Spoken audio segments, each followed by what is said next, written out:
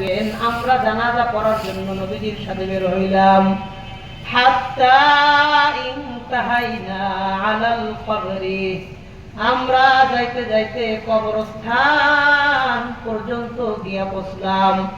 যেই কবরস্থানে সাহাবীকে দাফন করা হবে ওই গোরস্থান পর্যন্ত আমরা গিয়ে উপস্থিত হইলাম। যাওয়ার পরে দেখি ফালাম্মা ইউলহাদিল কবরু, এখন পর্যন্ত কবর খনন করার কাজটা শেষ হয় নাই, কবর খননের কাজটা চলতেছে, কবর খননের কাজটা চলতেছে। বাংলাদেশের মাটি একটু নরম হয়, কোদাল দিয়া কোপ দিলে মাটিটা খুঁড়ে যায়, কিন্তু আরবের মাটি পাথরওয়ালা জমিন হয়, শক্ত জমিন হয়, কোদাল দিয়া কোপ দিলে করে না, কৌশলের সময় নিয়া করতে হয়। বাংলাদেশেও দেখবে যেখানে ইট বালু পাথর সিমেন্ট একটু বেশি, ওইখানে কোদাল দিয়া যত জোরে কোপ দেন মাটি কাটবে না, কোদাল নষ্ট হয়ে যাইব কিন্তু মাটি খুঁড়বো না। কথা বল ঠিক কিনা? আমরা নবীজির সাথে গেছি জানাজা করতে, যায় দেখি কবর খোঁড়ার কাজটা চলতেছে, এখনো কবর খোঁড়ার কাজটা শেষ হয় নাই, কাজ চলমান আছে। এমন অবস্থা দেখা ফাজালাসান নবী সাল্লাল্লাহু আলাইহি ওয়াসাল্লাম ওয়া জালাসনা হাওলা, নবীজি কবরস্থানের পাশে গিয়া বসলেন। আমরা সাহাবায়ে কেরাম নবীজির চারপাশ দিয়ে বসে গেলাম। নবীজি বললেন, আমরা চারপাশ দিয়ে বসলাম। সাহাবী বলেন কান্না আলা রুউসিনাত তায়র, কেমন যেন আমাদের মাথার উপরে পাখি বসা। একজন মানুষের গায়ের উপরে পাখি বসলে লোকটা যেমন নড়াচড়া করে না, চুপচাপ বসে থাকে। আমাদের একজন সাহাবী ভাই মারা গেছেন, আমাদের সকলের মন খারাপ, আমরাও সবাই চুপচাপ সেখানে বসে রইলাম।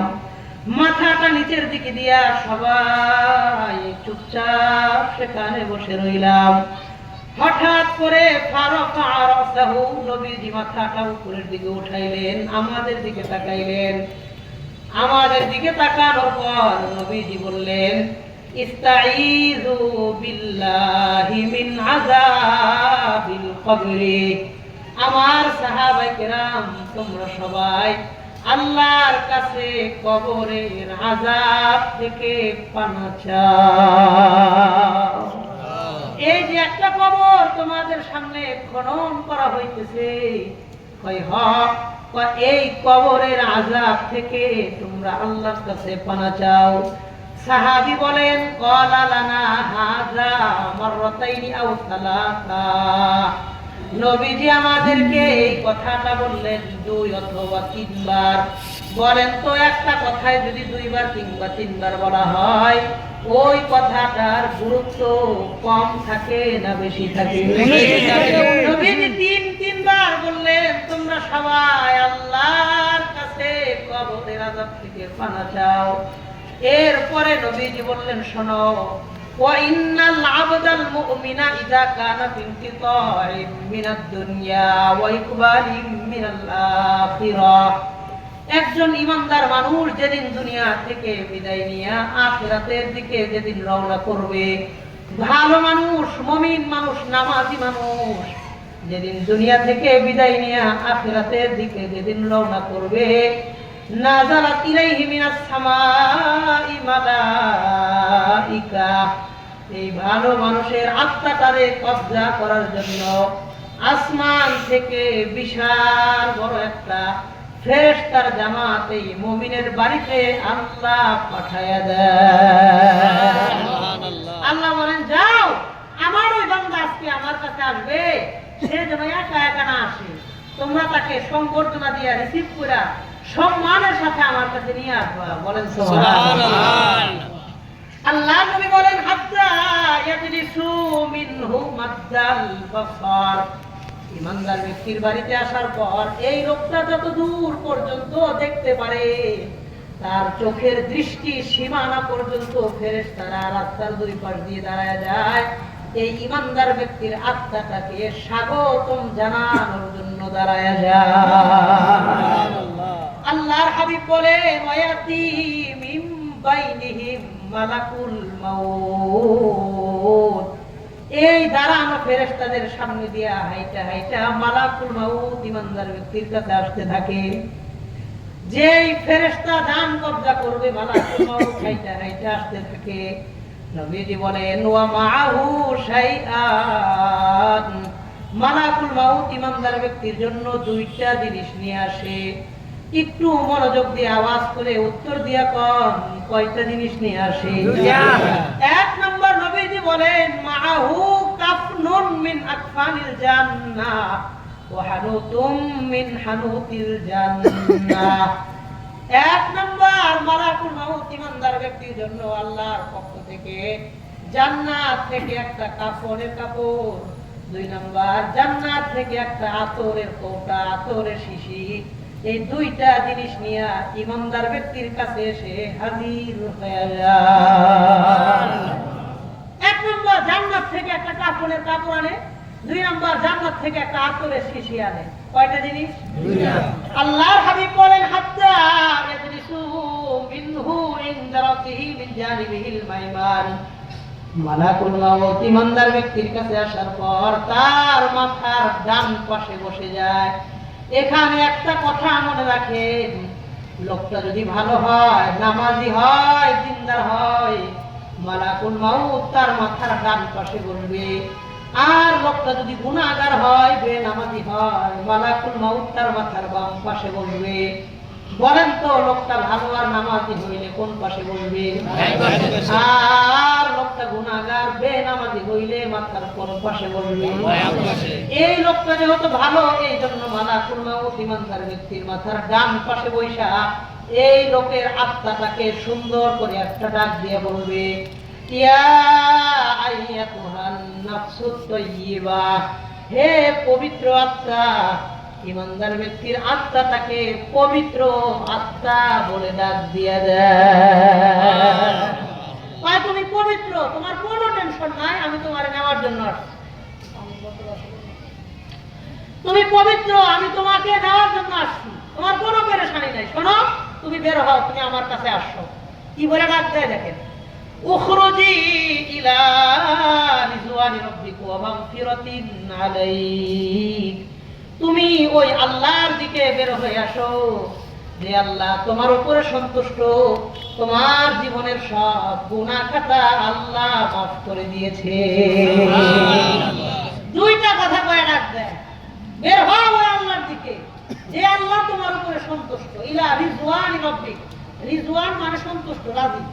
আল্লাহ তোমার উপরে রাজি, ওয়া মাগফিরাতিন আলাইক, তোমার জীবনের সব গুনাহ আল্লাহ মাফ করে দিয়েছে। এই দুইটা কথা মরণের আগে যদি ফেরেশতা আমার আপনার এই দুই কথা কয়ে ডাক দেয়, বলেন এর চাইতে উত্তম কোন সংবাদ আমাদের জন্য হইতে পারে না। দুইটা কথা কয়ে ডাক দেয়, বের হও ওই আল্লাহর দিকে, যিনি তোমার উপরে সন্তুষ্ট, তোমার জীবনের গুনাহগুলো আল্লাহ মাফ করে দিয়েছে। এই কথা বলে ডাক দেওয়ার পরে আত্মাটা কেমনে বের হয়, আমার হাতের দিকে তাকান। আল্লাহ নবী বলেন ফাতাখরুজু তাসিলু কামা তাসিলুল কসরাতু মিন ফামিস সিকাই।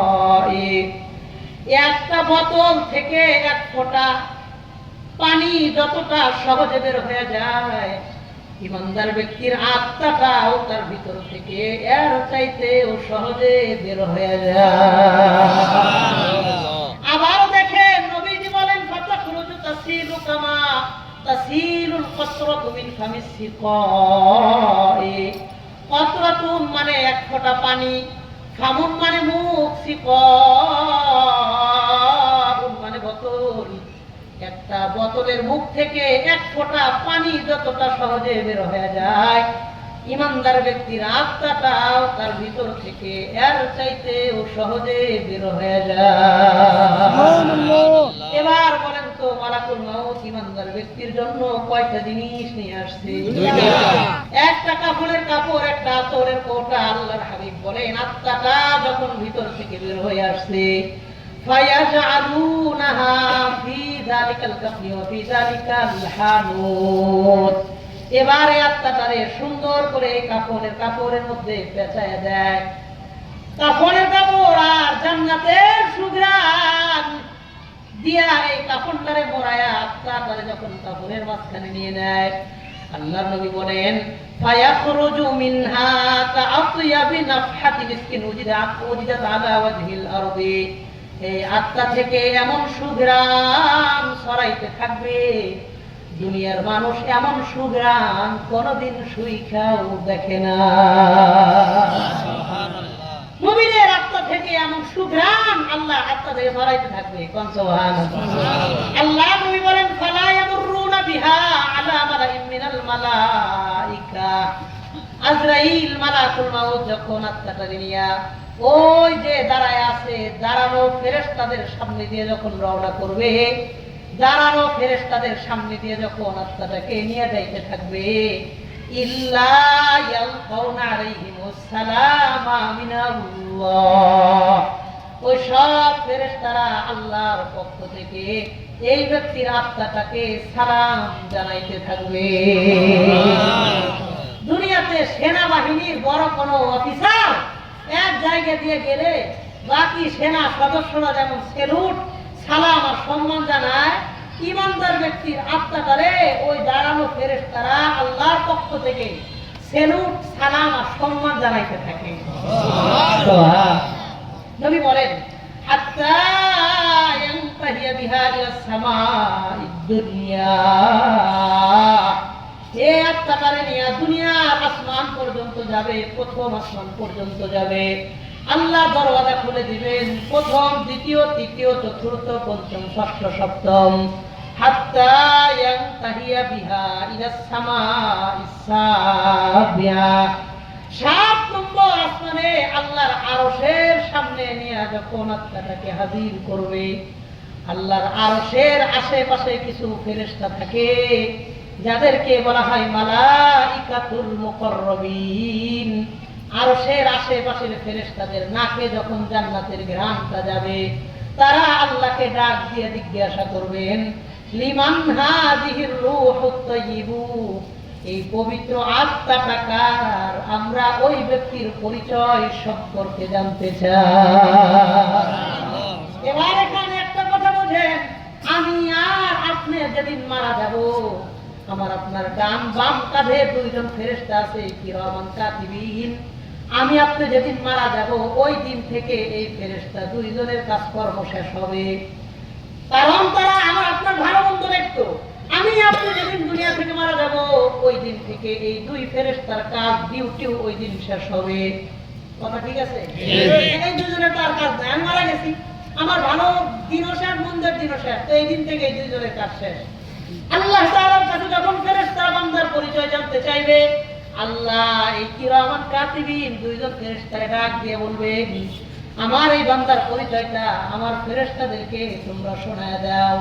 নবীজি বলেন ফায়ুসাম্মুনাহু বিআহসানি আসমাই ফিদ দুনিয়া, এই বান্দার দুনিয়াতে যত ভালো ভালো কাজগুলো ছিল, আরে কোন মসজিদের মুসল্লি ছিল, কোন মাদ্রাসার দাতা সদস্য ছিল, কোন জায়গার মসজিদের জন্য সামান্য পরিমাণের জায়গা দান করে গিয়েছে, এতিম অসহায় মানুষকে ঈদের দিন অল্প কয়েক টাকার বাজার করে দিয়েছে, কোন কোনে শীতের মধ্যে ছোট্ট একটা কম্বল কোন অসহায় বাড়িতে পৌঁছায় দিছে, দুনিয়ার প্রত্যেকটা ছোট ছোট ভালো কাজ ওই দিন আল্লাহর সামনে পাঠ করে করে শোনায় দেওয়া হবে। আল্লাহ তাআলা বলবেন আমার এই বান্দার এতগুলো ভালো কাজ, কয় হ্যাঁ আপনার এই বান্দার এত এত ভালো কাজ। আল্লাহ ডাক দিয়ে বলবেন ইজালু কিতাব আবদি ফি ইল্লিয়িন, আমার এই বান্দার নামটা তোমরা জান্নাতি মানুষদের তালিকাভুক্ত করে দাও। আল্লাহর কাছে 2টা তালিকা থাকে, আরশের ডান পাশে একটা তালিকা যেটাকে বলা হয় ইল্লিয়িন, জান্নাতি মানুষদের তালিকা, আরশের বাম পাশেও একটা তালিকা থাকে যেটাকে বলা হয় সিজিল আইওয়াজিন মিন জাহান্নাম, জাহান্নামীদের একটা তালিকা। আল্লাহ বলবেন আমার এই বান্দার যেহেতু এত এত ভালো কাজ, আমার এই বান্দার আত্মাটার নামটা জান্নাতি মানুষদের তালিকাভুক্ত করে দাও। মালাকুল মাউত আত্মাটাকে নিয়ে জান্নাতি সাইনবোর্ডের মধ্যে যখন নাম ঠিকানা সহ উল্লেখ করে দিবেন, আল্লাহ ডাক দিয়া বলবেন ওয়াঈদু রূহাহু ইলা কবরিহি, যাও এই বান্দার আত্মাটার নাম লেখা হয়ে গেলে দুনিয়াতে দেখো